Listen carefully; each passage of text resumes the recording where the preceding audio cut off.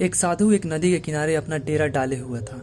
वहां वह दिन भर अपने धुन में रमा बैठा रहता और बीच बीच में ऊंची आवाज में चिल्लाता, जो चाहोगे सो पाओगे। उस रास्ते से गुजरने वाले लोग उसे पागल समझते थे। वे उसकी बात सुनकर अनसुना कर देते और जो सुनते वे उस पर हंसते थे। एक दिन एक बेरोजगार युवक उस रास्ते से गुजर रहा था। साधु के चिल्लाने की आवाज उसके कानों में भी पड़ी, जो चाहोगे सो पाओगे, जो चाहोगे सो पाओगे।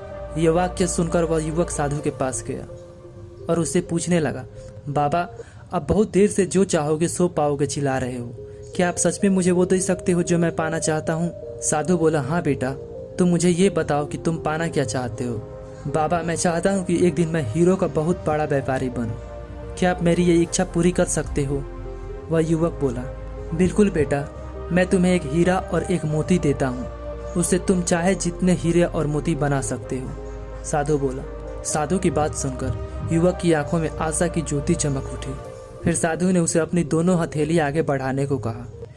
युवक ने अपनी हथेलियां साधु के सामने कर दी। उस साधु ने उसकी एक हथेली पर अपना हाथ रखा और बोला, बेटा, ये इस दुनिया का सबसे अनमोल हीरा है। इसे समय कहते हैं। इसे जोर से अपनी मुट्ठी में जकड़ लो। इसके द्वारा तुम जितना चाहो उतने हीरे बना सकते हो। इसे कभी अपने हाथ से निकलने मत देना। फिर साधु ने अपना दूसरा हाथ युवक की दूसरी हथेली पर रखकर कहा, बेटा, ये दुनिया का सबसे कीमती मोती है। इसे धैर्य कहते हैं। जब किसी कार्य में समय लगाने के बाद भी परिणाम प्राप्त ना हो तो इस धैर्य नामक मोती का धारण करना। यदि यह मोती तुम्हारे पास है तो तुम दुनिया में जो चाहो वो हासिल कर सकते हो। युवक ने ध्यान से साधु की बात सुनी और उन्हें धन्यवाद कर वहां से चल पड़ा। उसे सफलता प्राप्ति के 2 गुरु मंत्र मिल गए थे। उसने निश्चय किया कि वह कभी अपना समय व्यर्थ नहीं गंवाएगा और सदा धैर्य से काम लेगा। कुछ समय बाद उसने हीरे के एक बड़े व्यापारी के यहाँ काम करना शुरू किया। कुछ वर्षों तक वह दिल लगाकर व्यवसाय का हर गुण सीखता रहा और एक दिन अपनी मेहनत और लगन से अपना सपना साकार करते हुए हीरे का बहुत बड़ा व्यापारी बना। दोस्तों, इस कहानी से हम सीख सकते हैं कि लक्ष्य प्राप्ति के लिए सदा समय और धैर्य नाम के हीरे मोती अपने साथ रखें।